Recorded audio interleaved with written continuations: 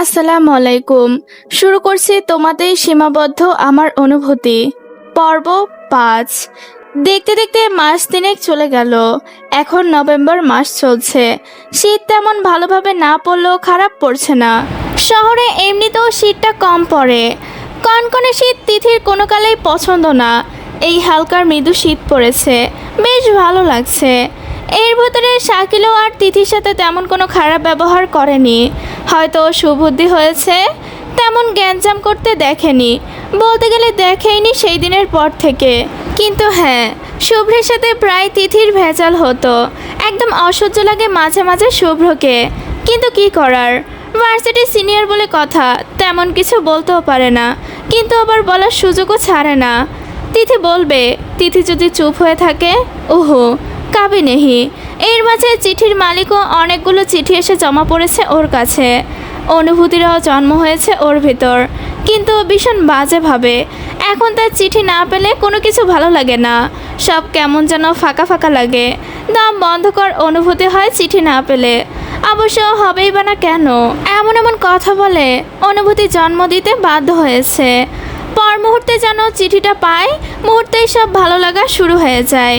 তিথির এই অনুভূতিকে কি নাম দেবে ভাবতে ভাবতে মন বলে ওঠে, তুই না দেখে না চিনে ভালোবেসে ফেলেছিস ওই দেওয়ানাকে। তুইও এখন দেওয়ানার জন্য দেওয়ানা হয়ে গেছিস। আসলেই তিথি এখন তার দেওয়ানার জন্য দেওয়ানা। হয়তো প্রেমের অনুভূতি এমনই। এই চিঠির মালিক হয়তো বুঝলো ভালোবেসে ফেলেছে, তিথি তাকে জানে। মাঝে মাঝে চিঠিতেই মজা ওড়ায় তিথির, এইটা সেটা বলবে, লজ্জা দেবে। তিথি যা বুঝলো, এই মহামানব খুব ভালোভাবে লক্ষ্য করে তিথিকে, যাকে বলে শকুনের নজরে দেখে। তিথিকে সে বলেছে খুবই শীঘ্রই ওর সামনে আসবে, দেখা দেবে ওকে। কিন্তু কবে কে জানে। তিথি ভাবছে কয়েকদিন পরই তো ওর বার্থডে। ওই মহাশয়কে সে বলবে নিজেকে তিথির সামনে সারপ্রাইজ হিসেবে তুলে ধরতে। তিথির অনেক ইচ্ছে করে দেওয়ানাকে দেখার। তিথি মাঝে মাঝে বলে, উফ অসহ্য, এই এত এত অনুভূতির ভিড়ে আমি না চাপা পড়ে মরে যাই। শুনেছে ওর ভাইও নাকি আসবে কয়েকদিনের মাঝেই। ওরও এক্সাম শেষের দিকে প্রায়, তারপরেই ব্যাগপত্র গুছিয়ে চলে আসবে। উফ, তিথির ডাবল এক্সাইটেড। একে তো চিঠির মালিককে দেখবে, আর ওর ভাই আসবে, আর ভাই আসলে ভাবিমণি নিয়ে আসবে। উফ, ভাবতেই কেমন আনন্দ আনন্দ লাগছে ওর। ইদানিং তিথির প্রতি আমান স্যার কেমন একটা ব্যবহার করে।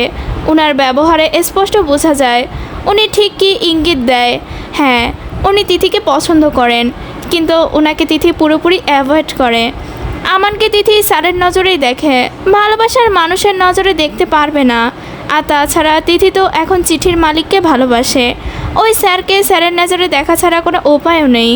স্যারের বিষয়টা নিয়ে প্রচুর পেছনে লেগে থাকে তিথির বন্ধুগণ আর শুভ্রের বন্ধুগণ। এইটাতে তিথি প্রচুর বিরক্ত, কিছু বলতে পারে না সিনিয়র কি না। কিন্তু শুভ্র কখনো এই বিষয় নিয়ে কিছু বলেনি। শুভ্রের সাথে তিথির ঝামেলা লেগে থাকলো ওর বন্ধু মহলের সাথে ওর খুব ভালো সম্পর্ক, শুধু জিনিয়া ছাড়া। তাতে অবশ্য তিথিও মরে যাচ্ছে না। আর সবচেয়ে ভালো সম্পর্ক হচ্ছে ইরা আর সাজিদের সাথে। আর রিয়ান, ও তো এখনও আজকে কিছুই বলেনি।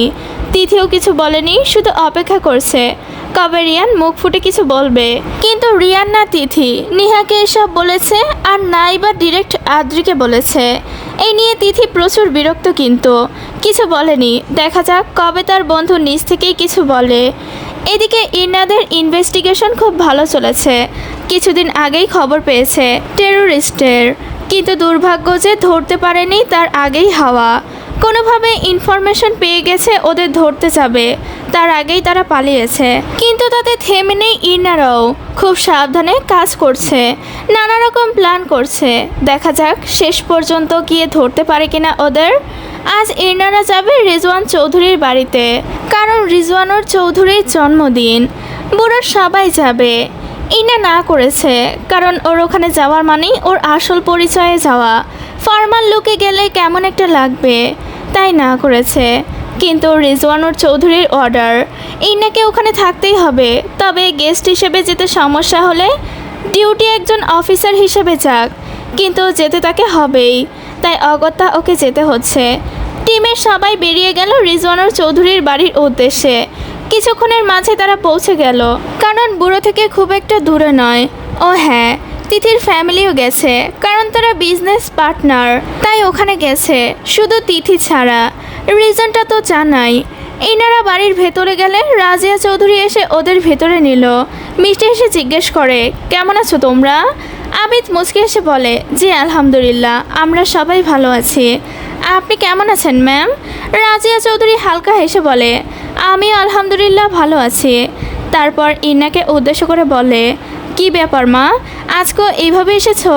আজকে একটু নিচের রুমে আসতে পারতে। ইন্না একটু মুচকে হাসে, বলে, সরি ম্যাম, আপনি জানেন তো আমি চাই না কেউ আমাকে চিনুক, তাতে খুব সমস্যা হয়ে যাবে। যদিও আসতে চাইনি, বাট স্যার বলল ইটস অ্যান অর্ডার। নর্মাল লুকে না আসলেও তুমি ফর্মাল লুকে এসো, কিন্তু আসতে তোমাকে হবেই, তাই আসলাম।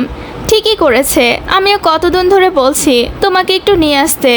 তোমাদের টিমের ব্যাপারে অনেক গল্প করেন উনি, তোমরা এটা করো ওটা করো, তোমার কত গর্ব, বিশেষ করে তুমি না, তুমি তো ওর কথার মাঝে থাকবেই। এবার সেটা যেই কথাই হোক না কেন, তাই তোমাকে দেখার আগ্রহ ছিল, কিন্তু তুমি আবারও এইভাবে এলে। মন খারাপ করে বলেন তিনি। ইরনা ও রাজিয়া চৌধুরীকে সান্ত্বনা দিয়ে মুচকি হেসে বলে, সমস্যা নেই ম্যাম, একদিন হুট করে আপনার সামনে এসে আপনাকে জড়িয়ে ধরবো, তখন চিনে নেবেন আমাকে। ইনার কথায় একটু হাসলো রাজিয়া চৌধুরী সহ বাকি সবাই। তারপর রাজিয়া চৌধুরী সকলকে উদ্দেশ্য করে বলে, এই ম্যাম ম্যাম লাগিয়ে রেখেছো কেন? আন্টি বলবে, না হলে কিন্তু খুব বকা খাবে। ইন্না সহ সবাই সম্মতি দেয়। তারপর কিছুক্ষণ গল্প করে উনি চলে যায়। ওনাকে কেউ একটা ডাক দিল কাজের জন্য। ইন্নাও নিজেদের মতো গল্প শুরু করে দেয়। এর মাঝেই একজন এসে বলে, ইন্নাকে বাবা ওনাকে ডাকছে। ইন্না ভ্রুকুচকে তাকায়, বলল, আমি ইন্না, কিন্তু আপনি কে? আপনার বাবা আমাকে ডাকছে বা কেন? ছেলেটা কিছুক্ষণ স্থির দৃষ্টিতে তাকিয়ে ইন্নাকে পর্যবেক্ষণ করে। হয়তো ইন্নার ফর্মাল ড্রেস আপ তার কাছে একটু আজব লেগেছে। অবশ্য আজব লাগারই কথা, বার্থডে পার্টিতে নিশ্চয়ই কেউ এমন ফর্মাল লুকে নিজেকে একদম ঢেকে আসবে না। নিজেকে সামলিয়ে ছেলেটা বলে, আপনার স্যারই আমার বাবা, আমি শুভ্র, আপনাদের স্যারের ছেলে। ভুলে গেলেন নাকি আমাকে? এর আগে না দেখলেন? দিনের মধ্যে হাজারটা মানুষ দেখি, আপনাকে কিভাবে মনে রাখি বলুন? যাই হোক, স্যার কোথায়? আসুন আমার সাথে, আমি নিয়ে যাচ্ছি। তারপর ইন্না বাকিদের বলে শুভ্রের সাথে যেতে লাগে। কেউ কথা বলেনি, চুপচাপ হাঁটছে। হঠাৎ শুভ্র নীরবতা ভেঙে বলে, আচ্ছা ইন্না, আমরা কি একে অপরকে চিনি? ইন্না কপাল কুঁচকে জিজ্ঞেস করে, কেন বলুন তো? শুভ্র একটু ইতস্তত করে বলে, আসলে আপনাকে আমার চেনা চেনা লাগছে, কোথাও দেখেছি মনে হচ্ছে, এবং খুব কাছ থেকেই দেখেছি। হতেই পারে দেখেছেন, আমি তো আর অলওয়েজ এভাবে থাকি না। আমার নিজস্ব দুনিয়ায় আমি অন্য একটা মানুষ হয়ে থাকি, হয়তো ওই দুনিয়ায় দেখেছেন। ইন্নার কথায় স্তব্ধ হয়ে দাঁড়িয়ে পড়ে শুভ্র। তা দেখে ইন্না বলল, কি হলো, এইভাবে দাঁড়িয়ে গেলেন কেন? শুভ্র ইন্নার দিকে তাকায়, বলে, আপনার রিয়েল পরিচয়টা একটু বলুন তো, আসলেই আপনাকে খুবই পরিচিত লাগছে। শুভ্রের কথায় এবার ইন্না বিরক্ত হয়। এইভাবে পিছনে পড়ার মানে কি? এত কিউরিসিটি কেন? তাই বিরক্ত নিয়ে মৃদু ধমকে বলল, এই আপনার এত কিউরিসিটি কেন? এত কিউরিসিটি থাকা ভালো না। স্যার কোথায় বলুন, আমি চলে যাচ্ছি। ইন্নার ধমকে শুভ্র হকচকিয়ে যায়। আমতা আমতা করে বলে, আসলে আসলে আমি বুঝতে পারিনি আপনি রেগে যাবেন, আপনাকে খুব চেনা লাগছিল তাই বললাম। চলুন, আব্বু সামনেই আছে, আসুন। বলে হাঁটা ধরলো। ইন্নাও গেল। গিয়ে দেখে পুলিশ ডিপার্টমেন্ট আর সিআইডি আরও কিছু সিনিয়রদের সাথে কথা বলছেন রিজওয়ানুর চৌধুরী। ইন্না যেয়ে সালাম দেয়, জিজ্ঞেস করে, ডেকেছেন স্যার, কোনো আর্জেন্ট কিছু? রিজওয়ানুর চৌধুরী হাসেন ইন্নার কথা শুনে। এই মেয়েকে একটু ডাকাও যাবে না, অমনি ধরে নেবে কোনো সমস্যা হয়ে গেছে। তিনি ইরনাকে আশ্বস্ত করে বলে ওঠে, তেমন কিছু না, এমনি এনারা তোমার সাথে কথা বলতে চেয়েছে তাই ডেকে পাঠালাম। তুমি কি কোনো কাজে ব্যস্ত ছিলে? না স্যার, তেমন কিছুই না, এমনিতেই কথা বলছিলাম সবাই। তারপর রিজওয়ানা চৌধুরী সবার সাথে ইরনাকে নিয়ে কথা বলতে শুরু করে। কিছুটা দূরে দাঁড়িয়ে শুভ্র এসব দেখছে আর ভাবছে, এই মেয়েকে আমার আসলেই চেনা চেনা লাগছে, কোথায় দেখেছি মনে পড়ছে না, আর মনে পড়লেও যে কাকে দেখেছি সেটা তো বুঝলো না, কিন্তু তারপরেও মনে হচ্ছে একে আমি চিনি। হয়তো ইন্নার কথাই রাইট, ওর নিজস্ব দুনিয়ায় হয়তো দেখেছি। তারপর শুভ্র চিন্তাভাবনা বাদ দিয়ে চলে গেল ওর বন্ধু মহলের কাছে। সবাই এসেছে। অদিতি, তিথি, রিয়ান আর নিহাকে বলেছিল, কিন্তু যেহেতু তিথি আসেনি তাই ওরা কেউ আসেনি। আর এতে অদ্রি ভীষণ রেগে উপরে আছে। রাখবেই বা না কেন, এত করে বলল আসলো না, আবার এটা ভাবছে আসলে তো ঝামেলা হয়ে যেত।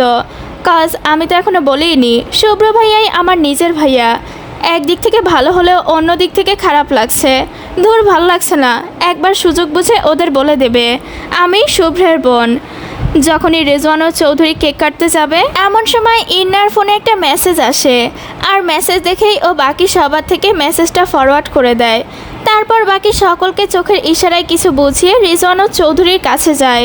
ঠিক যখনই কেক কাটতে যাবেন তখনই ইন্না ব্যস্ত হয়ে বলে ওঠে, নো স্যার নো, ছুরি লাগাবেন না কেকে, প্লিজ সরে আসুন, ওখান থেকে সরে আসুন, আমাকে একটু চেক করতে দেন। ইন্নার এমন কথা শুনে উপস্থিত সবাই অবাক হলেন। শুভ্র অবাকের সাথে রেগে গেল বোধহয়। তার বাবার বার্থডেতে মজা হচ্ছে নাকি? তাই ইন্নাকে উদ্দেশ্য করে রাগী কণ্ঠে বলে, হোয়াটস ইউর প্রবলেম? কেক কাটবে না মানে কি? আর আপনাকে চেক করতে দিবে কেন? কি শুরু করেছেন আপনি? ইন্না শুভ্রের কথা পুরোপুরিভাবে ইগনোর করে আবারও রিজওয়ানুর চৌধুরীকে উদ্দেশ্য করে বলে, sir please don't touch, please একবার সরে আসুন। এইবার রেজওয়ানুর চৌধুরী মুখ খুললেন। তিনি বলে, কি হয়েছে মা, এমন হাইপার হচ্ছ কেন? আর কেক কাটবই বা না কেন? ইন্না কোনো কথার উত্তর না দিয়ে আবার বলে, সরে আসুন প্লিজ, স্যার আমাকে যেতে দিন ওখানে, প্লিজ কথাটা শুনেন। আদিপ, জানবি, তোমরা কোথায়? ওভাবে সঙ্গের মতো দাঁড়িয়ে আছো কেন? সবাইকে সরাও এখান থেকে। আবি, জানবিও তাই শুনল, সবাইকে সরানোর উদ্দেশ্যে যায়। রেদওয়ান চৌধুরী বলে, হয়েছেটা কি? তোমরা একটু বলবে এইসব কি? কেন কথা বলছো না কেন? শুধু একটা কথাই বলে যাচ্ছ, টাচ করবেন না আমাকে, দেখতে দিন। এসব কি ইরনা? রেদওয়ান চৌধুরীকে আটকে রেজওয়ান চৌধুরী বলে ওঠে, ওকে কিছু বলো না ভাই, ও কোনো কারণ ছাড়া কিছু করে না। যেহেতু না করেছে কেক কাটতে, টাচ করতে, তার মানে কোনো কারণ আছে। ইরনা মা, তুমি আমাকে বলো কি হয়েছে? আমি তো তোমার সিনিয়র, তাই না? আমাকে তো বললে কোনো সমস্যা নেই। ইরনা কিছুক্ষণ কেকটার দিকে তাকিয়ে থেকে মাথা তুলে আশেপাশে তাকায়। তারপর বলল, স্যার বাড়ির গার্ডস আর দারোয়ানদের বলুন গেটটা লক করে দিতে, একটা মাছিও যেন ভেতরে ঢুকতে না পারে, যাতে বেরো হতে না পারে।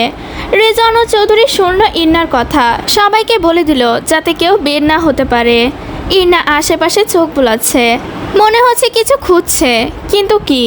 শুভ্র এটা লক্ষ্য করে বলে, মিস ইরনা, এখানে এক্স্যাক্টলি কি হচ্ছে? আপনি আব্বুকে কেক কাটতেও দিচ্ছেন না, কিছু বলছিল না। আমার মনে হচ্ছে আপনি কিছু খুঁজছেন। একটু দয়া করে বলবেন আসলে এখানে হচ্ছেটা কি? এইবার ইন্না একটু রেগে মৃদু চিৎকার করে রাগেশ্বরে বলে ওঠে, অ্যাটাক হয়েছে শান্তি, এখানে অ্যাটাক করেছে, বুঝেছেন? এইবার চুপ থাকুন। একটা কথা বললে আগে আপনার মাথায় বুলেট ঢুকবে, তারপর বাকি সব। অ্যাটাক কথা শুনেই সবাই চমকে গেল। কি বলছে এগুলো? বার্থডে পার্টিতে এসে এখন কি মরে যেতে হবে নাকি? অনেকেই তো ভয়ে জড়সড় হয়ে আছে। শুভ্র কিছুটা ভয় পেল, তবে ইন্নার হুমকিতে নাকি অ্যাটাকের কথা শুনে তা বোঝা গেল না। কিন্তু তুতলিয়ে বলতে লাগলো, অ্যাটাক মানে কি? মজা করছেন নাকি? ইন্না এবার বেজায় ছুটে গেল। কোমর থেকে গান, বন্দুকটা বের করে শুভ্রের দিকে তাক করে রেজওয়ান চৌধুরীকে উদ্দেশ্য করে বলে, স্যার আপনার মতো একজনের ঘরে এই এমন একটা ছেলে কিভাবে জন্ম নিল? মাথায় কি বুদ্ধি নেই নাকি? এমন একটা সিচুয়েশনে আমি নিশ্চয় মজা করব না। ইন্নার রাগী কথায় শুভ্র কিছু একটা বলতে উদ্যত হলেই ইন্না আবারও রেজওয়ান চৌধুরীকে বলে, স্যার আপনার ছেলেকে বলুন চুপচাপ দাঁড়িয়ে থেকে আমাদের কাজ দেখতে, বেশি কথা বললে আমি কিন্তু শিওর গুলি চালিয়ে দেব। ইন্না কথাটা বলে কেকটার দিকে এগিয়ে যেতে লাগলো। শুভ্রকে কিছু বলতে না করলো রিজওয়ানুর চৌধুরী। শুভ্র বাবার কথা মেনে চুপচাপ করে থাকে। এদিকে শুভ্রের আম্মু, বড় আম্মু, ভাবিমণি আজ যে এক কোণে বসে আছে। সুমাইয়া তো এমনিতেই প্রেগনেন্ট, তার উপর এত কিছু ওর কেমন কেমন লাগছে। ওকে ধরে বসে আছে ওর দুই শাশুড়ি। শুভ্রের বন্ধু মহলের সবাই কিছুটা ভয় পেয়েছে, চুপচাপ এক কোণে দাঁড়িয়ে দেখতে লাগলো। শুধু জিনিয়া বাদে, সে তার ন্যাকা কান্না শুরু করে দিয়েছে। এখান থেকে বের হতে চায় সে মরতে চায় না। এইসব বলে নাকা কান্না করছে। এমন নিশ্চুপ পরিস্থিতিতে কেউ কাঁদছে। এটা শুনে ইরনা কেকের দিকে আগানো বন্ধ করে আশেপাশে চোখ বুলিয়ে বলে, কাঁদছে কে? ইরনার কথায় সাজিদ জিনিয়াকে দেখিয়ে বলে, ওই যে ম্যাম, এখানে ইনি কাঁদছে। ইরনা জিনিয়াকে আগাগোড়া পরখ করে বলে, দেখুন মিস, আপনি মোটেও 2-3 বছরের বাচ্চা নন যে এভাবে ভ্যা ভ্যা করে কাঁদবেন। ওকে, কান্না বন্ধ করুন, নয়তো আপনার মুখে গান ঢুকিয়ে রাখবো, বলে রাখলাম। ইরনার কথায় ভয় পেয়ে জিনিয়া কান্না থামিয়ে দেয়। আর ইরনা আবারও কেকের দিকে এগিয়ে যেতে লাগে। হুট করে আরশিয়া বলে ওঠে, ইরনা সাবধানে, দেখে শুনে এগোও। আরশিয়ার কথায় ইরনা একটু থামে না। সে এগিয়ে দাঁড়ালো কেকের সামনে, ভালো করে চেক করে বলে, কোন দিক দিয়ে ধরবো বলো তো? এত মানুষ, একটু এদিক সেদিক হলেই বিপদ। সামান্য রিস্ক নেওয়া মানেই বিশাল কিছু। আচ্ছা স্যার, রিজওয়ানা চৌধুরী, আপনারা সবাই একটু সুরক্ষিত জায়গায় যেতে পারবেন এই বাড়িতেই? বাড়ির বাইরে যাওয়া যাবে না আপাতত। তবে আপনাদের বৌমা তো প্রেগনেন্ট, ওনাকে নিয়ে কোনো রকম রিস্ক নেওয়া ঠিক হবে না। আপনারা প্লিজ সবাই কোনো সুরক্ষিত স্থানে চলে যান। আপনারা গেলে আমি এটা চেক করতাম। রিজওয়ানা চৌধুরী কিছু বলবে ইরনার কথায়, তার আগেই জানবি বলে ওঠে, আর ইউ ক্রেজি ইরনা, তোমার মাথা ঠিক আছে? তুমি সবাইকে নিয়ে সুরক্ষিত স্থানে যেতে বলছো, কজ এটা ফাটতে পারে, রাইট? তুমি কাউকে নিয়ে রিস্ক নিতে চাও না, তাহলে তোমাকে নিয়ে আমরা রিস্ক নেই কি করে? তোমার এখানে একা রেখে যাই কি করে? ফাটবে কথাটা শুনতেই অনেকে আঁচ করতে পারে। অ্যাটাকটা আসলে কোন দিক দিয়ে হয়েছে? কেকের ভিতরে বোমা ফিট করা। শুরু হয়ে গেল হইচই। ইরনা অ্যাটাক বলেছিল যাতে সবাই একটু হলেও স্বস্তি পায় যে তারা বেঁচে বাড়িতে যাবে, কজ এখানে সিআইডি আছে। কিন্তু এখন বোমার কথা শুনে সবার মনে হচ্ছে আর বেঁচে ফিরবে না। ইরনা জানবিকে ধমকে চিবিয়ে চিবিয়ে বলে, এতক্ষণ ধরে বোমার ব্যাপারে সিক্রেট রেখে আমার কি লাভ হলো? তোমাকে বলেছি চেঁচাতে, আমি বুঝে নেব আমারটা। আর ডিউটিতে যখন থাকি তখন নিজের না অন্যের জীবন নিয়ে ভাবতে হয়। সো কথা না বলে সবাইকে নিয়ে এখান থেকে বের হয়ে যাও। ইরনা জানবির কথার মাঝেই থামিয়ে দেয়। রিজওয়ানা চৌধুরী ধমকে বলে, বোমা আসলো কোত্থেকে? আর আসলো যখন তখন আমাকে জানাওনি কেন তোমরা? রিজওয়ানা চৌধুরীর কথায় সবাই চুপ হয়ে যায়। কিন্তু ইরনা বলে, সরি স্যার, আপনার এই সুন্দর দিনটা নষ্ট করতে চাইনি, কিন্তু হয়ে গেল। প্লিজ এখন সবাইকে নিয়ে চলে যান এখান থেকে, এইখানে থাকাটা রিস্ক আপ। ইরনার কথার মাঝখানে শুভ্র বলে ওঠে, সবার থাকা যেহেতু রিস্ক, তাহলে আপনারও রিস্ক, আপনিও চলুন এখান থেকে।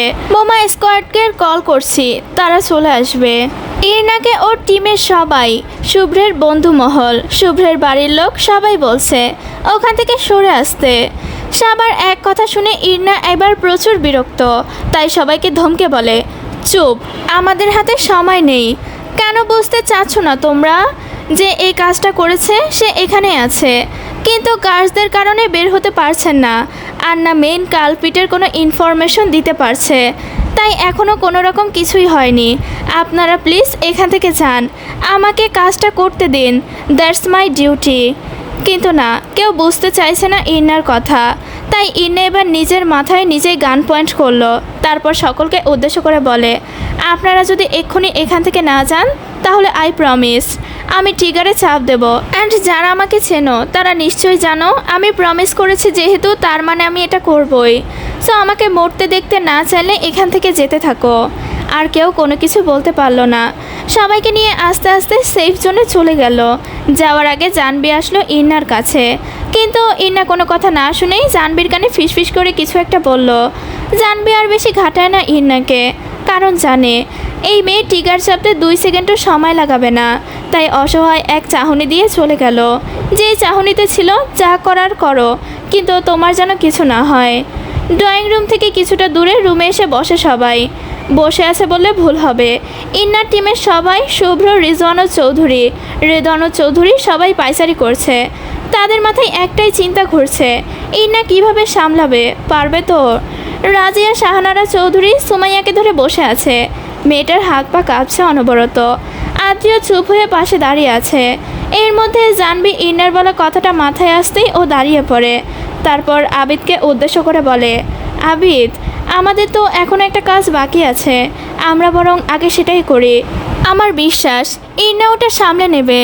জানবীর কথায় আবিদের প্রশ্নাত্মক দৃষ্টিতে তাকিয়ে থাকতে দেখে জানবীর ওকে চোখের ইশারায় কিছু দেখায়। তারপর এগিয়ে গেল একজনের দিকে। ওদের এগোতে দেখে সবাই ওদের দিকে তাকিয়ে আছে। ওরা যে লোকটির দিকে এগোচ্ছে, লোকটি ভয় পেয়ে পেছাতে লাগে। ঘামতে শুরু করে দিয়েছে ইতিমধ্যে। কপালে বিন্দু বিন্দু ঘাম মুছে তোতলে বলে, কি ব্যাপার, এইভাবে আমার দিকে এগোচ্ছেন কেন? জানবি চোখ গরম করে তাকিয়ে ঠাট্টা সুরে বলে, আপনি ঘামছেন কেন? এই ঠান্ডার মাঝেও ঘামছেন, স্ট্রেঞ্জ।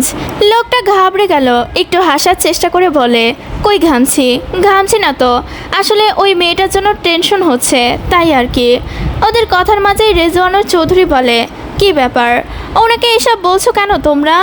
রেজওয়ানুর চৌধুরীর কথায় জানবি রাগী স্বরে বলে, স্যার এর কথাই ইরনা বলেছে, ওর মধ্যে কিছু একটা আছে, যার জন্য ও বলেছে একে নজরে নজরে রাখতে, যাতে বের হতে না পারে, এর মোবাইলটা নিয়ে নিতে। কথাটা বলেই জানবি ওর হাতে থাকা মোবাইলটা নিয়ে নেয়। এরপর কিছু আছে কি না চেক করার জন্য মোবাইলের অন বাটনে ক্লিক করবে। এমন সময় বাহির থেকে বোমা ফাটার আওয়াজ আসে। সবাই চমকে গেল, একে অপরজনের মুখ চাওয়াচাওয়ি করছে। এর মধ্যে লোকটা কোমর থেকে বন্দুক বের করে, হাতের কাছে শুভ্রকে পেয়ে ওর মাথায় তাক করে বলে, আমাকে এখান থেকে বের হতে দে, বের হতে না দিলে আমি ওকে মেরে ফেলবো। ওই ইরনা তো মরেছে, একেও নিশ্চয়ই মরতে দিতে চাস না। লোকটার কথার মাঝেই জানবি চেঁচিয়ে বলে, এই একদম বাজে কথা বলবি না, ইরনার কিছু হতে পারে না, ও ঠিক আসবে এখানে। আর শুভ্রকে ছেড়ে দে, ওর কিছু হলে তোকে এখান থেকে জীবিত বের হতে দেবে না। জানবির কথায় লোকটা অট্টহাসিতে মেতে ওঠে, হাসতে হাসতেই বলে, তোদের দেখছি খুব বিশ্বাস ওই পুচকি মেয়েটার উপর, কিন্তু আফসোস আজকে তো ওর শেষ দিন ছিল, তাই ও শেষ। বেঁচে থাকলে এতক্ষণে নিশ্চয়ই আসতো, কিন্তু আসবে কি করে, ও তো আর নেই। এই মেয়েটা বড় বার বেড়েছিল ওর জন্য, শুধুমাত্র ওর জন্য অনেক লস হয়েছে, তাই ওকে শেষ হতে হলো। কিন্তু চেয়েছিলাম তোদের সবাইকে শেষ করব একসাথে, কিন্তু হলো না। সমস্যা নেই, তোদের মাথাকেই তো মাটিতে মিশিয়ে দিয়েছি, এখন তোরা তেমন কিছু করতে পারবি না, সবগুলো একে একে শেষ হবি। কথাগুলো বলেই আবার হাসতে শুরু করে। সবাই এবার চিন্তিত হচ্ছে, আসলেই তো ইন্না এখানে এলো না কেন, ও ঠিক আছে তো? এরই মাঝে ফাইয়াজ আবার এগোতে লাগলো। ওই লোকটা তা দেখে বলে ওঠে, ওহো এই ভুল করিস না, একদম উড়িয়ে দেবো একে, সরে যা বলেছি। এর মাঝে লোকটা শুভ্রের মাথায় গান পয়েন্ট করে। শুভ্র সহ রুমের বাকিরা সবাই বেরিয়ে আসে। শুভ্রের আম্মু এমনিতে লো প্রেশার, তার উপর উনি এগুলো নিতে পারেননি, সেন্সলেস হয়ে গেছে। তাকে নিয়ে বাড়ির সকলেই চিন্তা করছে, তাকে সামলাবে নাকি সুমাইয়াকে, নাকি বিষয়টা দেখবে। রাজিয়া চৌধুরীকে চেক করছে ফারহাদ চৌধুরী, জানিয়েছে অতিরিক্ত ভয়ে উনি জ্ঞান হারিয়েছে, চিন্তার কিছু নেই, মেডিসিন নিলেই ঠিক হয়ে যাবে। কিন্তু মেডিসিন দিবে কিভাবে?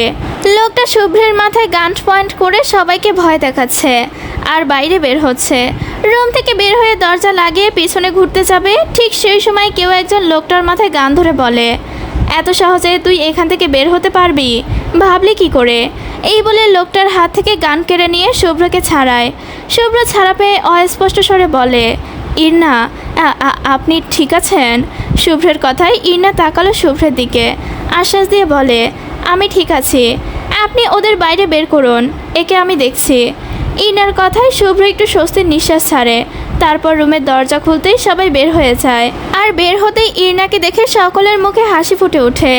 রেজওয়ানুর চৌধুরী মুখে হাসি ফুটিয়ে বলে, ইরনা তুমি ঠিক আছো? খুব ভয় পেয়ে গিয়েছিলাম। ইরনা একটু স্মিত হাসে, তারপর লোকটার দিকে আবার চোখ গরম করে তাকায়। লোকটার মুখ থেকে মুহূর্তেই হাসি গায়েব হয়ে যায়। যেই হাসি এতক্ষণ সে হাসছিল, যেই বিজয়ী হাসিটা আর নেই, এখন আছে শুধু ভয়। ইরনা লোকটার আগাগোড়া পরখ করে বলে, খুব চালাক মনে করিস নিজেকে, তাই না? ভুলে যাস কেন, সিআইডি নামের কিছু একটা এই দুনিয়াতে এক্সিস্ট করে, তারা এত সহজে হারে না, তাদের জন্ম শুধু জিতার জন্য। কেন ভুলে যাস বল? যেই দেখলি প্ল্যান এ কাজ করে না, অমনি প্ল্যান বি শুরু করে দিলি। তোকে তো আমি বলেই মারতে শুরু করে। মুখ বরাবর কয়েকটা দিয়ে ইরনা থামলো, তারপর অফিসারদের বলে, অফিসাররা নিয়ে যান একে, অ্যান্ড সাবধানে, কোনো রকম ঝামেলা হলে বা এই বাসটার যদি পালিয়ে যায় তাহলে কিন্তু আপনাদের কি করব আমি নিজেই জানি না। আর হ্যাঁ, বাইরে আরও দুজন আছে, গার্ডদের কাছে ওদের নিয়ে যাবেন। গো। ইরনার ধমকে অফিসাররা ভয় পেয়ে যায়, ভীতু চোখে আশেপাশে তাকিয়ে সন্ত্রাসীদের নিয়ে চলে যায়। নিয়ে যেতেই সবাই ইরনাকে ঘিরে ধরে। ইরনার টিমের মেম্বাররা সবাই ওকে জড়িয়ে ধরে, সবার চোখে পানি। এই যে অনাকাঙ্ক্ষিত কিছু পাওয়ার আনন্দের পানি। তারা তো ভেবেইছিল হয়তো লোকটার কথাই সত্যি হবে, তারা হয়তো ইরনাকে বরাবরের মতো হারিয়ে ফেলবে। সবার এমন অবস্থা দেখে ইরনা ঠোঁট এলিয়ে একটু হাসলো, তারপর দুষ্টুমি করে বলে, আরে সবাই এমন মরা কান্না শুরু করেছে কেন? আমি তো মরিনি, দেখো তোমাদের সামনে দাঁড়িয়ে আছি, তারপরও এভাবে কাঁদছো। এখন তো মনে হচ্ছে মরে গেলেই ঠিক হতো অন্তত তোমাদের। আর কিছু বলতে পারলো না ইরনা। টিমের সবাই একসাথে চেঁচিয়ে বলে, ইরনা। সবার চেঁচানোতে ইরনা কানে হাত দিয়ে মৃদু হেসে বলে, আহ কান শেষ আমার। লুক গাইস, আমি একদম ফিট আছি, তাহলে তোমরা এমন মুখ গোমরা করে আছো কেন? রেজওয়ান চৌধুরী ইরনার কান টেনে বলে, খুব পেকেছিস তাই না? আমাদের কি অবস্থা হয়েছে জানিস তুই? আরে স্যার, কানটা তো আপনি নিয়ে যাচ্ছেন। প্লিজ না স্যার, কানটা নিয়ে গেলে আমি তো কান কাটা ইরনা হয়ে যাব।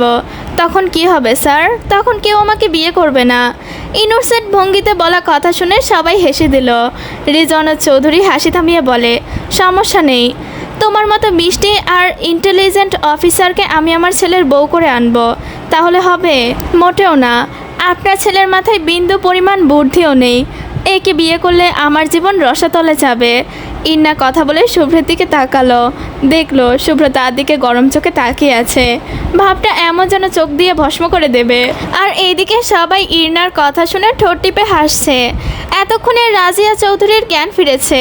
তিনি এসে ইরনাকে জড়িয়ে ধরে বলে, তোমার জন্য আমরা সবাই আজকে বেঁচে আছি মা, তুমি খুব ভালো থেকো। কিন্তু তোমার এত রিস্ক নিয়ে কাজটা করা একদমই ঠিক হয়নি। তোমার কিছু হলে আমরা কখনো নিজেদের ক্ষমা করতে পারতাম না। রাজিয়া চৌধুরীর কথায় ইনা কিছু বলতে যাবে, তার আগেই শুভ্র বলল, ছেড়ে দাও তো আম্মু। যা বুঝলাম এনাকে বুঝিয়ে লাভ নেই, না তো এত কিছু হয়ে গেল। কে বোমা সেট করা হলো, সন্ত্রাসী হামলা করলো, সবটা যেন একবারও বলেনি কেন? হ্যাঁ, আমাকে তো ভূতে ধরেছে। আপনাকে আমি এসব বলি আর আপনি একটা সিন ক্রিয়েট করেন, আর সন্ত্রাসীরা অ্যালার্ট হয়ে যাক, তাই না? আর বোমা এখনও সেট করেনি। যে কেকটা অর্ডার করা ছিল ওইটাই আসেনি।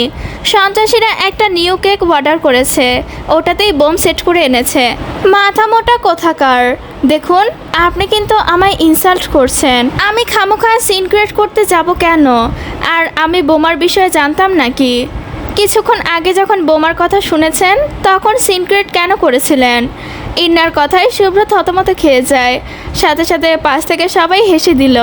ইন্না আশেপাশে চোখ ঘুরিয়ে রেজওয়ান চৌধুরীকে দুষ্টামি ছলে বলে ওঠে, স্যার, আপনার ছেলেটা কি সবসময় এমন এক লাইন বেশি বোঝে? মানে আপনার মতো ইন্টেলিজেন্ট একজন অফিসার, আপনার ছেলে আজ তো একটা গাধা। আমার তো যথেষ্ট সন্দেহ হচ্ছে। আচ্ছা স্যার, হসপিটালে বেবি চেঞ্জ হয়ে যায়নি তো আবার? ইরনার কথায় রেজওয়ানুর চৌধুরী কিছু বলতে যাবে, তার আগেই শুভ্র বলে ওঠে, এইবার কিন্তু খুব খারাপ হয়ে যাবে বলে দিচ্ছি। আপনি সেই কখন থেকে উল্টোপাল্টা বলেই যাচ্ছেন তো বলেই যাচ্ছেন। আর কি বললেন? আমি গাধা? তাহলে আপনি কি? হ্যাঁ, আপনি একটা। শুভ্র কিছু বলার আগেই ইরনা বলে, একজন সিআইডি অফিসার। এইবার চুপ করেন, কাজ আছে অনেক। আপনার সাথে ঝগড়া করলে হবে না। আচ্ছা, আপনি কি এমন ঝগড়া সবসময় করেন? ইন্নার কথায় পাশ থেকে হাসতে হাসতে ইরা বলে, না ম্যাম, আমাদের শুভ্র জাস্ট ওর তিতা করলার সাথেই ঝগড়া করে, আর কারোর সাথে করে না। আর আজকে দেখলাম আপনার সাথে করতে। ইরার কথায় শুভ্রের মা বলল, এই তিত করলাটা আবার কে? আরে মা, আমার ফ্রেন্ড তিথি। তোমার ছেলে অলওয়েজ ওর পেছনে লেগে থাকে ঝগড়া করার জন্য। আদ্রির কথায় রাজিয়া চৌধুরী একটু হাসলেন, বললেন, তা বাবা শুভ্র, তিথির সাথে তোমার এত কিসের ঝগড়া বলো তো? সবার কথা শুনে শুভ্র একটু বিরক্ত হয়। এখানে ওই তিত করলাকে নিয়ে এলো কেন? কোথাকার কথা কোথায় নিয়ে গেল? বিরক্ত হয়ে বলে, উফ, থামবে তোমরা। এখানে ওকে কেন আনছো? এত সুন্দর একটা পরিবেশে ওই তিত করলাকে কেন আনছো? করলা একটা, অলওয়েজ করলার মতো তিতে অ্যাটিটিউড নিয়ে থাকে, আর এটাই আমার পছন্দ না, তাই ওর সাথে আমার ঝামেলা হয়। শুভ্রের কথায় আদ্রি আপত্তি জানিয়ে বলে, মোটেও তিথি অলওয়েজ এমন না, ও জায়গা বুঝে মুড সুইং করে। তবে আমরা ওর মিষ্টি দিকটাই দেখি, কিন্তু সেটা তো চোখে পড়ে না। তুই তো অলওয়েজ ঝগড়া করিস ওর সাথে, কি বলো আপু? একদম ঠিক, মেয়েটা এত মিষ্টি আর তুই শুধু ঝগড়া করিস ওর সাথে। ওদের কথা কাটাকাটির মাঝে সবাই মুখ টিপে হাসছে। এই না হাসি থামিয়ে সকলের উদ্দেশ্যে বলে, সাইলেন্ট প্লিজ, আর নয় এসব কথা। এখন স্যারের বার্থডে সেলিব্রেশন করতে হবে তো, so let's start the party. Inner কথায় সবাই ওর দিকে তাকিয়ে মুখটা দুঃখী করে নিল। সবাই ভাবছে কিভাবে করবে, কেক তো নেই, তাহলে সেলিব্রেশন হবে কিভাবে? শুভ্র ইন্নাকে বলে, কিভাবে সেলিব্রেশন করবে, কেক তো নেই, আর কেক ছাড়া বার্থডে সেলিব্রেশন হয় নাকি?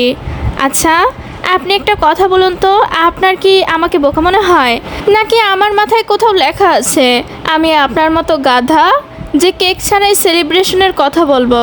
আরে ইয়ার, কেক তো সেই কখনই এসে গেছে, ওই দেখুন। হাতের ইশারা করতে সবাই তাকালো আর দেখলো ঠিক আগের জায়গায় আরেকটা কেক রাখা। কেকটা দেখে সবার মুখে হাসি ফুটে ওঠে, কিন্তু রেজওয়ান চৌধুরী ইন্নার কাছে এসে বলে, কেক কাটতে চাই না আমি, আমাকে শুধু এটা বলো তুমি কিভাবে সবটা সামলালে, আর প্ল্যান বি কি? যেন কি একটা বললে, এইসব কখন হলো, কিভাবে হলো সেটা বলো। রেজওয়ান চৌধুরীর কথায় ইন্নার আশেপাশের সবাই দিকে তাকায়, দেখলো সবাই উৎসুক দৃষ্টিতে তাকিয়ে আছে, যার অর্থ হ্যাঁ আমরাও জানতে চাই। ইন্না সবার মুখভঙ্গি পর্যবেক্ষণ করে মুচকি হেসে বলে, স্যার আগে কেকটা কাটেন তারপর বলছি। ইরনার কথায় রেজওয়ান চৌধুরী আর কিছু বলেননি। তিনি জানেন এই মেয়ের মন মতো না হলে কোনো কাজই করবে না, তাই চুপচাপ চলে গেলেন কেক কাটতে। কেক কেটে একে একে সবাইকে খাওয়ালেন রেজওয়ান চৌধুরী, কিন্তু যেই না ইন্নাকে খাওয়াতে যাবে অমনি বাধা হয়ে গেল ইন্নার গেট আপ। ওকে এখানে খাওয়ানো মানে ওর ফেস দেখানো, আর যেটা ইন্না চাচ্ছে না। ওকে কেক খাওয়াতে না পারায় রেজওয়ান চৌধুরীর মন খারাপ হয় একটু। তা দেখে ইন্না মুচকি হেসে বলে, স্যার মন খারাপ করছেন কেন? আপনি বরং কেকটা পাশে রেখে দেন, যখন ভিড় কমে যাবে তখন খাইয়ে দিবেন। এখানে সেলিব্রেশনের পর আমাদের তো একটু মিটিং করতে হবে, তখনই খাইয়ে দিয়েন। ইরনার কথায় রেজওয়ান চৌধুরীর মন ভালো হয়ে গেল মুহূর্তেই। তিনি ঠোঁটজোড়া এলিয়ে ইন্নার মাথায় হাত বুলিয়ে বলে, একদম ঠিক বলেছো তুমি মা, আমি তো এতক্ষণ এটা নিয়ে ভাবিনি। আচ্ছা এখন এসব বাদ, এইবার বলো তখন তুমি কিভাবে কি করলে? রেজওয়ান চৌধুরীর কথায় ইন্না একটু হেসে বলে ওঠে, আসলে স্যার আপনি যখন কেক কাটতে গেলেন তখন আমাদের এক ইনফর্মার মেসেজ দিয়ে আমাকে জানায় কেকে বোম আছে, আর এটা নাকি এমন একটা বোম যেটা একটু এদিক সেদিক হলেই ফেটে যাবে। আমাদের এই ইনফর্মারটি ওই সন্ত্রাসীদের সাথেই থাকে। আজ পর্যন্ত যতগুলো জায়গায় আমরা রেড করেছি ওর কথাই, ওর সব আগে থেকেই জানিয়ে রাখে। কিন্তু আজকে এত দেরি হলো কেন বুঝলাম না।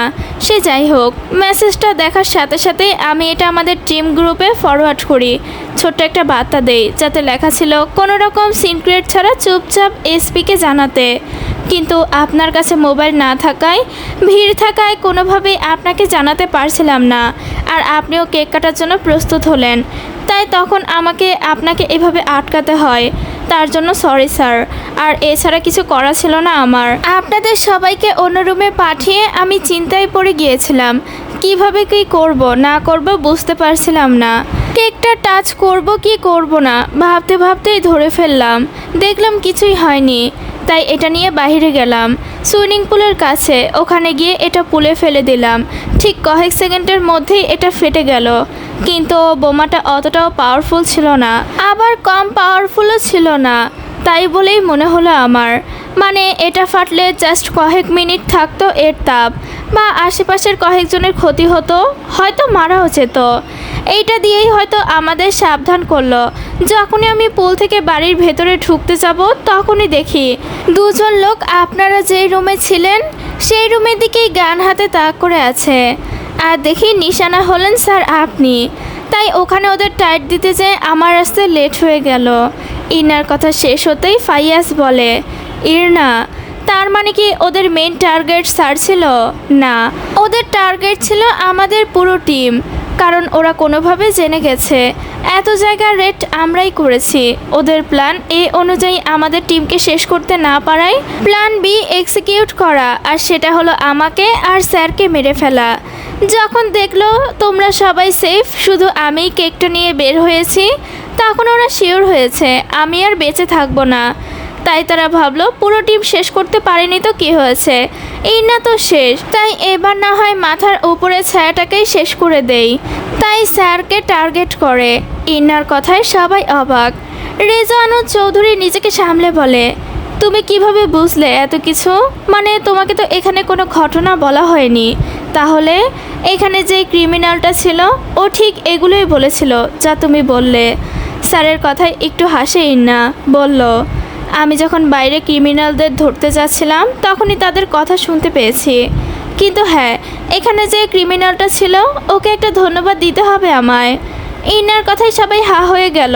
ধন্যবাদ দিবে মানে? লোকটার জন্য এত কাণ্ড হয়ে গেল আর তাকেই কিনা ধন্যবাদ? শুভ্র কপট রাগ দেখিয়ে বলে, ইন্না, are you out of your mind? আপনি ওই লোকটাকে ধন্যবাদ দেবেন কেন? লোকটা আপনার কোন উপকারটা করলো? নাকি আমার মাথায় গান পয়েন্ট করেছে বলে ধন্যবাদ দেবেন?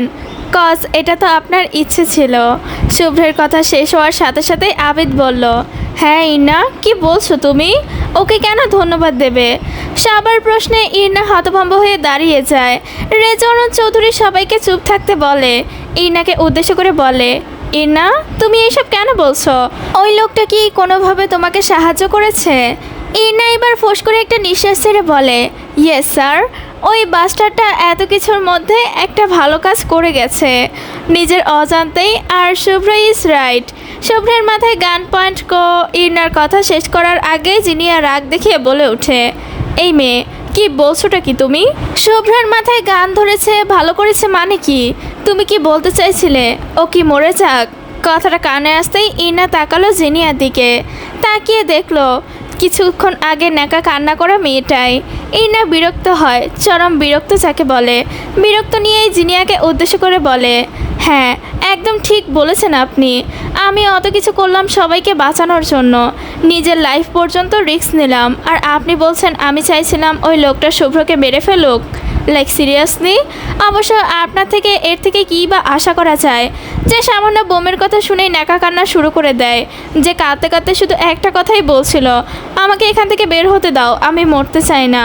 সেই স্বার্থপর মানুষ থেকে এর থেকে বেশি কী বা আশা করা যায় বলুন? ইন্নার কথায় অপমান বোধ করে জিনিয়া। রাগে শরীর কাঁপছে ওর। কত বড় সাহস, ওকে এইসব কথা বলতে পারে? তাই রাগ দেখিয়ে ইন্নাকে বলে, তোকে তো আমি। আর কিছু বলার আগেই ইন্না চোখ রাঙিয়ে ধমক দিয়ে দাঁতে দাঁত চেপে বলে, জাস্ট শাট আপ ডাফার। আর একটা কথা বললে যা হওয়ার পরে দেখে নেব, বাট আপনাকে এখানেই পুঁতে দেব, ব্যাস। জিনিয়া আর কিছু বলার সাহস করলো না ইন্নাকে। এই সময়টুকুতে এতটুকু বুঝেছে মেয়েটা সবই করতে পারে যদি তাকে সত্যি সত্যি মেরে ফেলে। তাই আর কিছু না বলে চুপচাপ দাঁড়িয়ে যায়। ইন্না সেসবে পাত্তা না দিয়ে আবার বলতে শুরু করে, বাহিরের লোকগুলো যখন গানটা স্যারের দিকে পয়েন্ট করে শ্যুট করার জন্য, তখনই এখানের লোকটা শুভ্রকে ধরে। তাতে স্যার কিছুটা সরে দাঁড়ায় নিজ জায়গা থেকে। তাই তাদের টার্গেট মিস হয়ে যায়, নয়তো আমি আস্তে আস্তে তারা শ্যুট করে দিত। আর এই কারণেই আমি লোকটাকে ধন্যবাদ দিতে চেয়েছিলাম, কাউকে মারতে চাওয়ার জন্য, কারো মাথায় গান পয়েন্ট করার জন্য ধন্যবাদ দিতে নয়। শেষ কথাটা শুনে শুভ্র একটু অপরাধবোধ হলো। মাথা নিচু করে ইন্নাকে বলে, সরি আসলে। শুভ্রকে আর কিছু বলতে না দিয়ে ইন্না মুচকি হেসে বলে, ইটস ওকে, আমি কিছু মনে করিনি। ইন্না আর কিছু বলার আগেই ইন্নার মাথা ঘুরতে শুরু করে। জানবি লক্ষ্য করে চিৎকার করে ডাকে ইন্নাকে। জানবির চিৎকারে সবাই ইন্নার দিকে তাকায়। ইন্না পড়ে যেতে নিলেই পাশে শুভ্র থাকায় ধরে নেয়। সবাই তা দেখে দৌড়ে যায়। শুভ্র ইন্নাকে ধরেছে বলে জিনিয়ার রাগ আরও বেড়ে যায়। তখন ইন্নার কথায় চুপ থাকলেও রাগ কমেনি। ইন্নার প্রতি আরও রাগ বেড়ে গেছে এখন, কিন্তু কিছু বলতেও পারছে না। সবাই ইন্নাকে নিয়ে চিন্তিত। শুভ্র ব্যতিব্যস্ত হয়ে ডাকছে, ইন্না, এই ইন্না, আপনি ঠিক আছেন? কিন্তু ইন্নার কোনো সাড়া শব্দ নেই। তখনই শুভ্রের মা এসে বলেন, শুভ্র, ওকে নিয়ে কোথাও শোয়াও, একটু পানি খাওয়াতে হবে, হয়তো অনেক ধকল সইতে পারেনি তাই জ্ঞান হারিয়েছে। রাজিয়া চৌধুরীর কথায় শুভ্র ইন্নাকে পাশে একটা সোফায় শুয়ে দেয়। জানবি রাজিয়া চৌধুরীকে বলে, ভুল বলেন ম্যাম, ও এত সহজে উইক হয়ে যাওয়ার মেয়ে নয়, ও অনেক স্ট্রং। ও এর থেকে অনেক বড় কিছু নিজেই সামলে নিয়েছে। কোনো ক্লান্তির ছাপ দেখবেন না ওর মাঝে। জানবীর কথায় সায় জানিয়ে রেজওয়ানুর চৌধুরী বলে ওঠে, আমিও ভাবছি মেয়েটার কি হলো, ও এত সহজে উইক হওয়ার মেয়ে নয়। আচ্ছা, সারাদিন কিছু খেয়েছে? আমি যতদূর জানি ও ওর ভার্সিটি থেকে বুড়াতে গিয়েছিল, আর ওখান থেকেই এখানে এসেও তেমন কিছু খায়নি। এই না খাওয়ার জন্যই মেয়েটা জ্ঞান হারিয়েছে বোধহয়। সবার এসব কথার মাঝে ব্যস্ত হয়ে শাহানা চৌধুরী বলে, আরে এসব কথা পরে বলো, আগে ওর মুখে একটু পানি ছিটাও, দেখি ওর মুখটা খুলো।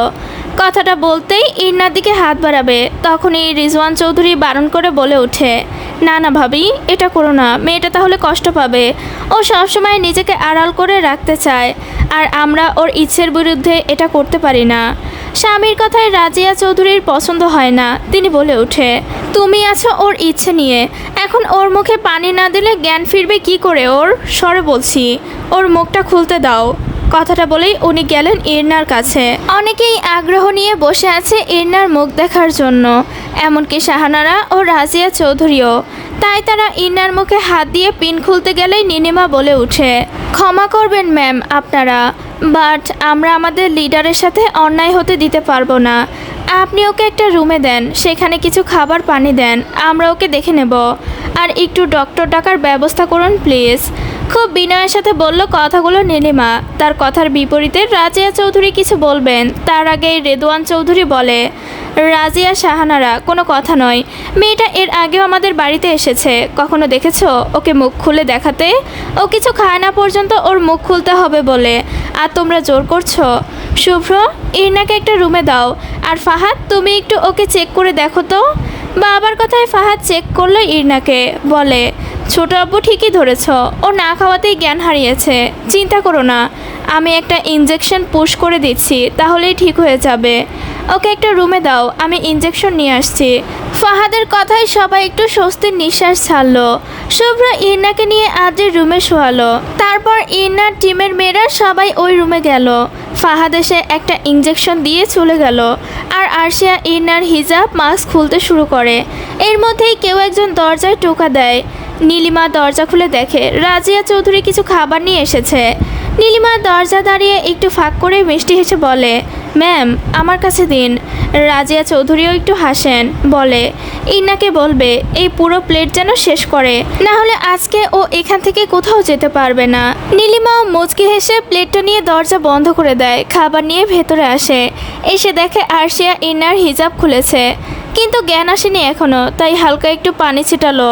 ইরনাও আস্তে আস্তে চোখ খুলে। ওর কিছুক্ষণ সময় লাগলো এটা বুঝে ওঠার জন্য, ঠিক কোথায় আছে আর কি কি হয়েছে ওর সাথে। পর মুহূর্তেই মনে পড়তেই ধরফরিয়ে উঠে বসলো শোয়া থেকে। নিজের দিকে তাকিয়ে কিছু বলতে যাবেই তার আগে আরশিয়া আশ্বাস দিয়ে বলে, কুল, কেউ দেখেনি তোমায়, আমরা তোমার রুমে এনেই তারপর হিজাব মাস্ক খুলে দিয়েছি। ইরনা একটা স্বস্তির নিঃশ্বাস ছাড়ে, মাথায় হাত দেয়। মাথাটা ভো ভো করছে, খুব ব্যথা করছে মাথাটা। নিজেকে সামলে নিতেই নীলিমা বলে, এখানে যা যা আছে সব খেয়ে শেষ করো। ইরনা তাকায় প্লেটের দিকে, তারপর পরই মুখ হা হয়ে যায়। এত খাবার কি করে খাবে ভাবছে ইরনা। চোখ বড় বড় করে নীলিমার দিকে তাকিয়ে বলে, তোমার মাথা ঠিক আছে? আমি এত খাবার খাবো? এগুলো তো আমি সারাদিন খেয়েও শেষ করতে পারবো না।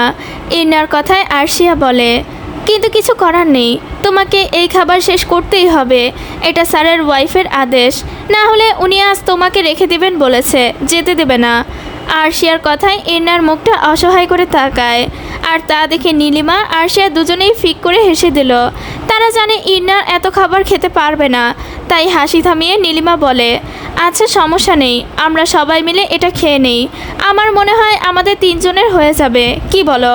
নীলিমার কথায় সায় জানালো ওরা দুজন, তারপর খাওয়া শুরু করে। এদিকে সবাই টেনশন করছে ইরনার জন্য, জ্ঞান ফিরল কিনা তা নিয়ে। হুট করে জানবীর মাথায় এলো, আরশিয়াকে কল করে জানলেই তো হয়, যেই ভাবা সেই কাজ। তারপর কল করে জানলো ওর জ্ঞান ফিরেছে, ও খাচ্ছে, সবাই যেন খেয়ে নেয়। খাবার শেষ করে ওদের মিটিং করতে হবে, তাই কেউ কথা না বাড়িয়ে খেতে গেল। আর শুভ্র ভাবছে, এ কেমন মেয়ে, অসুস্থ হয়ে গেল তারপরও কাজে পড়ে আছে। ভাবতে ভাবতেই খেতে চলে গেল সবার সাথে। খাওয়া দাওয়া শেষ করে রেজওয়ান চৌধুরী, জানবি, আবিদ আর ফাইয়াজকে নিয়ে ইরনা যেই রুমে আছে সেই রুমে গেল। গিয়ে দেখলো ইরনা এখন মাস্ক ঠিক করছে। তাই তিনি তাড়াহুড়া করে ওর কাছে গিয়ে বলে, এই দাঁড়াও দাঁড়াও, আগে কেকটা খাও, তারপর মাস্ক পরো। ইরনা দেখলো রেজওয়ান চৌধুরী সত্যি কেক হাতে দাঁড়িয়ে আছে। তাই মুচকি হেসে কেকটা খেয়ে আবার মাস্ক পরতে পরতে বলে, থ্যাঙ্কস স্যার। থ্যাঙ্কস কেন? এই যে মনে রেখে আমাকে কেক খাওয়ালেন তাই। আর তুমি যেটা করলে আমাদের জন্য, তার জন্য তো জীবন দিয়ে দিলেও কম হয়ে যাবে মা। রেজওয়ান চৌধুরীর কথায় মুচকি হাসলো ইরনা, তারপর বলল, ইটস মাই ডিউটি স্যার। আচ্ছা এখন এসব কথা রাখি, আমরা কাজের কথায় আসি।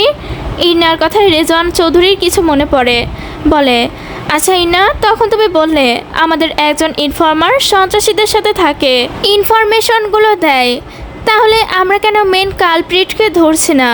স্যারের কথায় আবিদ বলে, আসলে স্যার ওই ইনফরমারটা এখনো দেখেনি কে আছে এগুলোর পেছনে। ওখানে জাস্ট তাকে স্যার আর এস স্যার বলা হয়। এখন উনি সামনে আসেনি, আড়াল থেকেই সব করছে, তাই আমরা কিছু করতে পারছি না।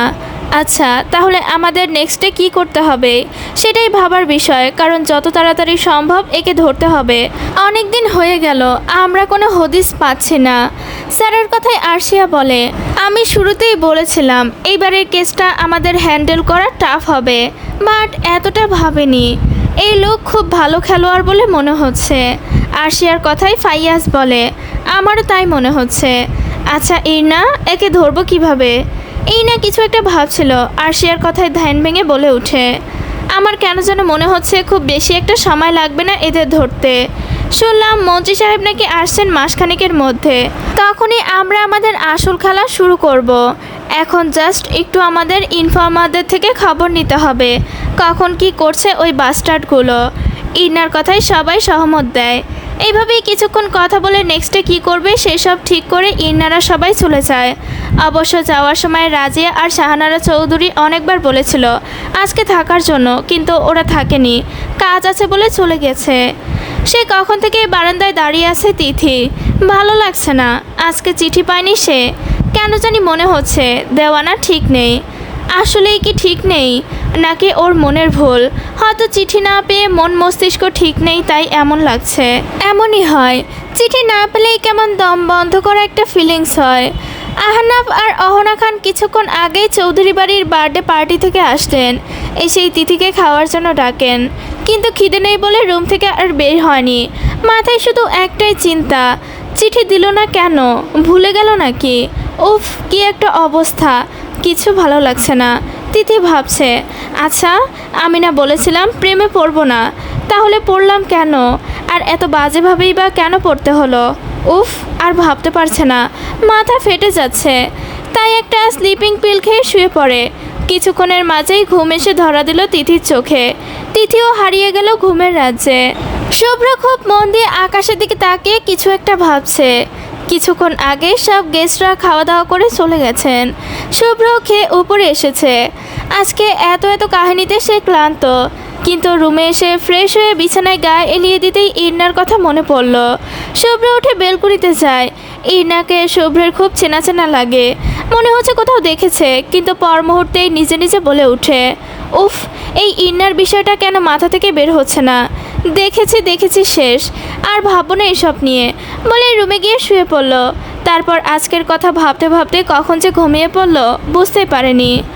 একটা অন্ধকার রুম, আসলে অন্ধকার না, ড্রিম লাইটের নিভু নিভু আলোতে এলোপাতারিভাবে পাঞ্চিং ব্যাগে পাঞ্চ করে যাচ্ছে একটা লোক। ভীষণ রেগে আছে বোঝাই যাচ্ছে, একের পর এক পাঞ্চ করছে আর বিকট শব্দে চিৎকার করছে। এর মাঝে কেউ এসে দরজায় নক করে। লোকটি নিজেকে কোনো রকমে শান্ত করলো, তারপর গিয়ে দরজা খুলে যাকে দেখে তাতে আরো মাথা গরম হয়ে যায়, চোখ লাল হয়ে উঠে রাগে বলে উঠে, তুমি এখানে কি করছো? দেখতে এসেছো হেরে আমায় কেমন লাগছে? তোমাদের দিয়ে কোনো কাজ ঠিক মতো হবে না। দরজায় থাকা লোকটা একটা শুকনো ঢোক গেলে জিভ দিয়ে শুষ্ক ঠোঁটজোড়া ভিজিয়ে নেয়। এদিক সেদিক চোখ ঘুরিয়ে ভয়ে ভয়ে বলে, মাফ করবেন এস, আমরা যথেষ্ট চেষ্টা করেছি, কিন্তু সব শেষ করে দিল ওই মেয়েটা। আমাদের সব প্ল্যান শেষ। দুদিনের একটা মেয়ে আমাকে বড় আঙ্গুল দেখিয়ে চলে গেল, আর তোমরা কিছু করতে পারোনি। বস কিভাবে কিছু করব বলেন? ওই ইরনা অনেক চালাক, ওই মুখটা আজ পর্যন্ত কেউ দেখেনি। ওকে আমরা কিভাবে কি করব সেটাও তোমাদের আমায় শিখিয়ে দিতে হবে। ওই মেয়ের সব রকম ডিটেলস আমার চাই। ওর ব্যাপারে সব খবর এনে দাও আমাকে কালকের মধ্যেই। বস আমরা অনেক ট্রাই করেছি, ওর ব্যাপারে আমরা কিছুই জানতে পারিনি। ভয়ে ভয়ে লোকটি বলে। এস সজোরে একটা ঘুষি মারল দেওয়ালে। দরজায় থাকা লোকটি ভয়ে চলে যায় ওখান থেকে। এখানে থাকা মানেই বিপদ। লোকটি চলে যেতে এস ঠাস করে দরজা বন্ধ করে দিয়ে আবারও পাঞ্চিং ব্যাগে পাঁচ করতে শুরু করে। বিড়বিড় করে বলে, তোমাকে আমি দেখে নেবই না, ছাড়বো না আমি তোমাকে। তুমি আমার সব প্ল্যান নষ্ট করো। ভার্সিটির ক্যাম্পাসে বসে বসে আড্ডা দিচ্ছে তিথিরা চারজন। নানা রকম কথায় হাসিতে মজায় ব্যস্ত তারা। হাসতে হাসতে এক একজনের অবস্থা শেষ। মনে হচ্ছে পেটে খিল ধরে গেছে, কিন্তু তাতেও হাসি থামাতে পারছে না। এক একজন একটা একটা হাসির কথা বলবে আর হাসবে। তিথিকে মন খারাপ করে বসে থাকতে দেখে তারা এসব শুরু করেছে। আর তিথিও এসবে মন খারাপ ভুলে হাসি মজাতে মেতে উঠেছে। হুট করেই আকাশের দিকে তাকিয়ে দেখলো আকাশ কালো মেঘ জমে গেছে। দেখতে সুন্দর লাগছে আর হালকা মৃদু বাতাস। উফ, একটা ওয়েদার! এই নভেম্বর মাসের এই একটা ওয়েদার কি যে লাগে না, বোঝানো যাবে না। তিথি যখন মুগ্ধ হয়ে আকাশ দেখতে ব্যস্ত, তখনই একটা বাচ্চা ছেলে ওর কাছে এসে কিছু একটা এগিয়ে দিয়ে বলে, আপু তোমার জন্য।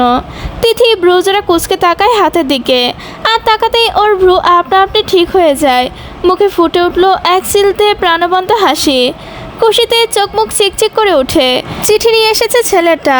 তিথি ব্যাগ থেকে একটা চকলেট বের করে ছেলেটাকে দেয়। চিঠিটা হাতে নেয় আর ছেলেটাও মিষ্টি একটা হাসি দিয়ে চলে গেল। তিথিকে খুশি হতে দেখে রিয়ান দুঃখী দুঃখী মুখ করে বলে ওঠে, দেখো দেখো মহারানীর মুখে হাসিটা কেমন চওড়া হয়ে গেছে। আমরা যে এতক্ষণ ধরে ওকে হাসানোর চেষ্টা করলাম, দম ফাটানো হাসি হাসলাম, তখন ওর এই সুন্দর হাসিটা দেয়নি। এখন যেটা দিচ্ছে। রিয়ানের কথায় নিহাও মুখ ফুলালো আর আদ্রি মুখ ঘুরিয়ে বলে, দেখ তিথি, আমি তোকে বলেছিলাম আমার ভাইয়ের বউ করব আমি তোকে, আর তুই কিনা ওই দেওয়ানার প্রেমে পড়লি। এটা কিন্তু ঠিক না। তিথি চিঠিটা ব্যাগে রেখে রিয়ানকে একটা থাপ্পড় দিয়ে বলে, তোদের বকবকানি বন্ধ করে চল, ক্লাসে যাই। কিছুক্ষণের মধ্যে ক্লাস শুরু হয়ে যাবে। আর আদ্রি, এই দেওয়ানার প্রেমে পড়ার আগে তোর ভাইকে বলতি, এতটা এফোর্ট দিতে, আমাকে বোঝাতে ভালোবাসা কি তাহলেই হতো। কিছু যেহেতু হয়নি, কোনো রকম দোষ দেওয়া চলবে না, ওকে বেব? ও মা, চলো এবার ক্লাসে। ওদের আর কিছু বলতে না দিয়ে তিথি ক্লাসের দিকে হাঁটা ধরে। ওর পিছু পিছু নিহারাও আসলো ক্লাসে। টানা 4টা ক্লাস শেষ করে ক্লান্ত হয়ে ক্লাস থেকে বের হলো। আকাশটা এখনো মেঘে ঢেকে আছে। মনে হচ্ছে আজকে এমনই থাকবে। বৃষ্টি হবে কিনা বুঝতে পারছে না। তিথি খুব করে চায় বৃষ্টি হোক। তিথি একটু প্রাণ খুলে ভিজতে চায় সেই বৃষ্টিতে। পাশে তাকিয়ে দেখে তিথি দিকে তাকিয়ে আছে ওরা। তাই ভ্রুজোড়া নাচে জিজ্ঞেস করে, কি ব্যাপার, এভাবে তাকিয়ে আছিস কেন? তিথির কথায় ওরা তিনজনই একটা দীর্ঘশ্বাস ফেলল। তারপর তিথি দিকে তাকিয়ে নিহা বলে ওঠে, এই তোর কি হয়েছে বলতো? অনেকক্ষণ ধরে দেখছি দাঁড়িয়ে দাঁড়িয়ে মিটমিট করে হাসছিস। তোরা তো খুশি হওয়ার কারণটা কি? চিঠি নাকি অন্য কিছু?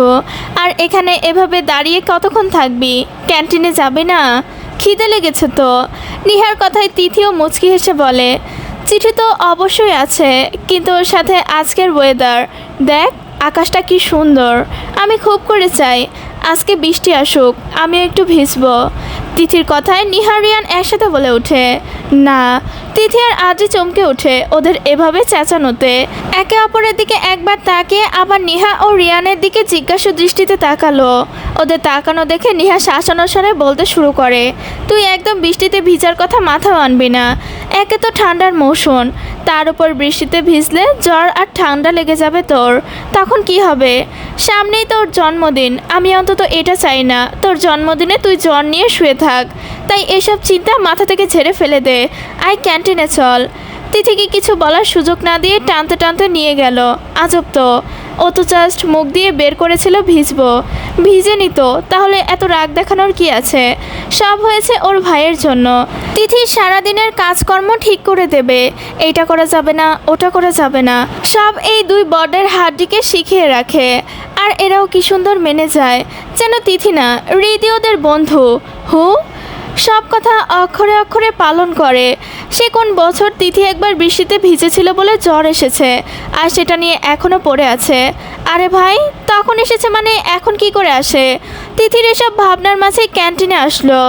নিহা কিন্তু তিথির হাত ছাড়েনি, এমনভাবে ধরে আছে মনে হচ্ছে ছাড়লেই তিথি বৃষ্টিতে ভিজতে চলে যাবে, অথচ বৃষ্টি আসার নামগন্ধও নেই। ক্যান্টিনে গিয়ে দেখলো শুভ্র ও তার বন্ধুগণকে। তিথিকে এভাবে ধরে আছে দেখে নাদিয়া ভ্রুজোড়া কোচকে জিজ্ঞাসা করে, কি ব্যাপার নিহা, ওকে এভাবে ধরে আছিস কেন? নাদিয়ার কথায় নিহা তিথির দিকে তাকিয়ে হাতের বাঁধন আরো শক্ত করে টেবিলে বসালো আর তিথিকে ওর আর রিয়ানের মাঝখানে। তারপর বলল, আর বলো না আপু, একে নিয়ে আর পারি না। এমনিতেই ঠান্ডার সিজন, আর ও বলছে ও নাকি বৃষ্টিতে ভিজবে, ওর বৃষ্টিতে ভিজতে বারণ, তাই ধরে বসে আছি। ওকে নিয়ে কোনো বিশ্বাস নেই, দেখা যাবে বৃষ্টি শুরু হতে দেরি, কিন্তু ওর বাইরে গিয়ে ভিজতে দেরি নেই, তাই ধরে আছি। নিহার কথায় সবাই বাইরে তাকায় বৃষ্টি হচ্ছে কিনা দেখতে। তারপর আবার তিথিদের দিকে তাকালো। তিথি বিরক্তি নিয়ে বলে, দেখো না আপু, আমি জাস্ট বলেছিলাম আকাশটা অনেক সুন্দর মেঘলা, বৃষ্টি আসলে আমি মন খুলে ভিজবো, আর এটা শুনেই ওরা আমাকে ধরে আছে। এরা বলে, একটু ভিজলে সমস্যা কি নিহা, ওকে ভিজতে দে, আর তাছাড়া বৃষ্টি তো এখনো শুরুই হয়নি, তো ওকে এভাবে ধরে রেখে মুড নষ্ট করার কোনো মানেই হয় না। নিহা ইরার কথার পরিবর্তনে কিছু বলবে, তার আগেই তিথি বিরক্তি নিয়ে বলে, জানো সে কোন বছর বৃষ্টিতে ভিজার কারণে জ্বর এসেছিল, মেবি 7-8 বছর আগে। সেই থেকে আমাকে বৃষ্টিতে ভিজতে দেওয়া হয় না। এটা কোনো কথা হলো বলো? একবার জ্বর হয়েছিল বলে কি বারবার জ্বর হবে? আজব। তখন আগে থেকে ঠান্ডা সর্দি ছিল, তাই বৃষ্টিতে ভেজার কারণে জ্বর এসে গিয়েছিল, কিন্তু এখন তো সেসব নেই। আর তাছাড়া বৃষ্টি হবে কিনা তারও কোনো ঠিক নেই। তিথির কথায় শুভ্রের বন্ধুরা সবাই একে অপরের দিকে তাকায় একবার, তাকিয়ে আবার তিথিদের দিকে তাকিয়ে হেসে দেয়। তাদের হাসি দেখে তিথি মুখ ফুলিয়ে অন্যদিকে মুখ ঘুরিয়ে নেয়, হাত ছাড়ানোর ট্রাই করছে। নিহা ওর দিকে অগ্নিদৃষ্টিতে তাকিয়ে বলে, দেখ তিথি, অন্য কোনো সময় হলে আমি তোকে ভিজতে দিতাম, কিন্তু এখন না। এখন না কেন, তোরা সেটা বলবি ভাই? তিথির কথায় রিয়ান বলল, একটু আগেই তো নিহা বলল, শুনিসনি? ওকে আমি আবারও বলছি, কারণ কদিন পর তোর জন্মদিন, আর ওই দিনটা আমরা কিছুতেই মাটি করতে চাইছি না, তাই চুপচাপ বসে থাক। রিয়ানের কথার উত্তরে তিথি কিছু বলতে যাবে, তার আগে ইরা বলল, তিথির জন্মদিন কবে? আমাদের তো কিছু জানালি না। ইরার সাথে সাথে সাজিতা বলে, হ্যাঁ তিথি, এটা কিন্তু ঠিক হয়নি, তুমি আমাদের বলবে না? কথাগুলো বলে দুঃখী দুঃখী মুখ করে ওর দিকে তাকিয়ে রইল। তিথি কিছু বলবেই, তার আগে জিনিয়া বলে ওঠে, কিভাবে বলবে? ও বললে তো আমাদের ট্রিট দিতে হবে, বার্থডেতে সেলিব্রেশন করতে আমাদের ইনভাইট করতে হবে। হয়তো সেই ভয়েই বলেনি, দেখে তো মনে হয় ওর সামর্থ্য আছে, আমাদের এতজনকে ট্রিট দিতে পারবে ও? ওর কি সামর্থ্য আছে? কখনো বার্থডে সেলিব্রেশন করেছে কি তিথি? পারবে? জিনিয়ার কথায় শুভ্র জিনিয়াকে একটা ধমক দিল। শুভ্র এতক্ষণ চুপচাপ বসে মোবাইল স্ক্রল করছিল, এখন জিনিয়াকে বলে ওঠে, তোর এই স্বভাব কবে যাবে? এইভাবে মানুষকে ছোট করা, কথা শোনানো, এগুলো কি তোর নেশা নাকি? যত সব। শুভ্রের কথায় জিনিয়া চুপ হয়ে যায়। শুভ্রের কথাটা ভালো লাগলো তিথির। এতদিনে তিথি যা বুঝলো, শুভ্রর টাকা পয়সা নিয়ে তেমন কোনো অহংকার নেই যেমনটা জিনিয়ার আছে, অথচ জিনিয়া জানেই না ওর বাবার যা আছে তা তিথির কিনে নিতে 2 মিনিটও লাগবে না। এসব ভেবেই তিথি একটু হাসে, কিন্তু তিথির হাসি ও জিনিয়ার কথাগুলো নিহা আজই পছন্দ হয় না। তারা পারে না চোখ দিয়ে গিলে ফেলতে জিনিয়াকে। নিজেদের রাগ কন্ট্রোল করতে না পেরে নিহা বলে ওঠে, শুধু ট্রিট না, আপনাকে কিনে নেওয়া। ও আর কিছু বলার আগেই তিথি ওকে চিমটি কাটলো। নিহা মৃদু চিৎকার করে কটমট করতে করতে তিথির দিকে তাকালো। তিথি একটু হাসার চেষ্টা করে চিবিয়ে চিবিয়ে বলল, যেখানে আছিস সেখানেই থেমে যা, কন্ট্রোল হারিয়ে ফেলিস তুই, চুপ থাক, আর একটা কথাও না। তারপর জিনিয়াকে উদ্দেশ্য করে বলে, তাহলে জিনিয়া, আপনি যাবেন আমার সাথে রেস্টুরেন্টে ট্রিট নেওয়ার জন্য বা কোথাও বার্থডে সেলিব্রেশনের জন্য? আমি একা কেন যাব?